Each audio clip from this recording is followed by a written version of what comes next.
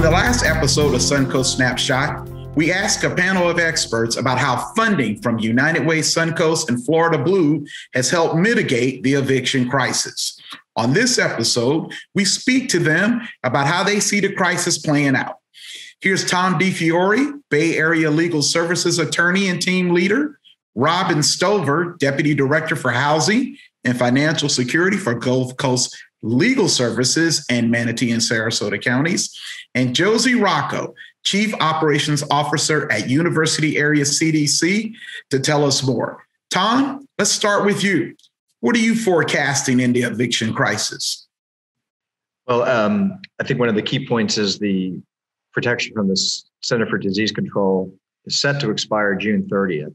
What that's basically done is it's not stopped the evictions from moving forward. It's basically stopped the absolute last step, which is called a writ of possession. Basically the last step in the process. And once that protection, if it's removed, you're going to get a lot of people at the point where they're basically getting 48 to 72 hours to vacate. So that's something we're very concerned about, warning our clients about. I think the key issue for the next year is going to be potentially extending that. And if not, the rental assistance programs are going to be the key. We've got a lot of people that their leases have ended. They've got large arrearages. We've been very successful in cases and sort of pleasantly surprised, $8,000, $9,000, $10,000 arrears being paid for rental assistance, getting people caught up and enabling them to stay in their homes. So I believe there's been $25 million alone coming to Hillsborough County that's already being administered through the U Florida through the R3 program, it's called, in Hillsborough County. And now the U Florida, which is statewide, is also coming on board with money. And I believe there's another 30 million coming after this. So I think the key is for landlords, I know they've been very patient so far, but to somehow hold off on the final moving of the eviction and allowing some of this money to allow us to work out settlements and keep people where they're at or get good workout agreements to have them move. Yeah. Robin, how do you see things playing out in your area?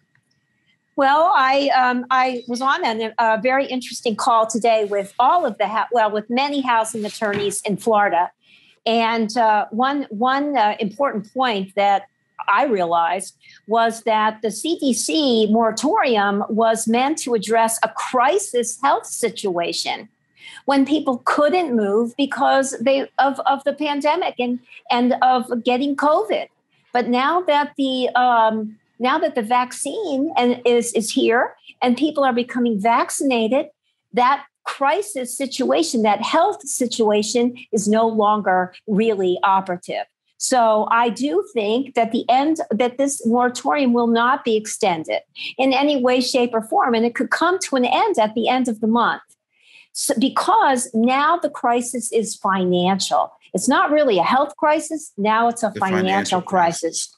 And so what I'm looking forward to is how the counties and the local governments are going to implement the rest of the Emergency Rental Assistance 1 and implement Emergency Rental Assistance 2. And we know that that according to the Treasury, the Emergency Rental Assistance can be used prospectively to give tenants security deposits, application fees, moving expenses. It can be used prospectively to help our displaced people move to other rental situations. Okay. It hasn't been used that way yet, but it is allowable under the Treasury guidelines. So that's what I think is going to happen. Well, that sounds like a good move. Let's hope that does happen. Josie, Robin notes that the health crisis is coming to an end, but we still have the financial crisis. That means people are still going to be turning to the University Area CDC for help, right? Yes, sir. Yes, sir. Definitely. And the other thing that we need to take into account is the ending of the additional funding for unemployment, which is going to be coming to an end. And people are really challenged with trying to find quality, healthy daycare that they feel safe taking their children to, finding employment that provides a livable wage so they can care for their families. So a lot of things are going to be changing now. So on top of working with people to help them through the eviction process to try to stop it, We also want to help people with obtaining better jobs, get some training. We have lots of free training here. And so just really using it as a holistic approach and saying, yes, we understand this is your crisis, but how can we keep this from happening in the future? And it's our hope that with the programs that we provide here at UACDC, that Bay Area and Gulfcoast all provide, that we can really change this community around and get people to be more stabilized. Yes, we have people lining up for assistance. We want nothing more than to take that holistic approach and shorten that line. So I want to thank all of you for joining us. And I want to thank Florida Blue for its continuing support. Collaboration is built into our name at United Way Suncoast, and certainly this effort reflects that. Bringing greater financial stability to our 5-county region remains part of the United Way Suncoast mission. If you want to help, you can text UWS RISE to 41444.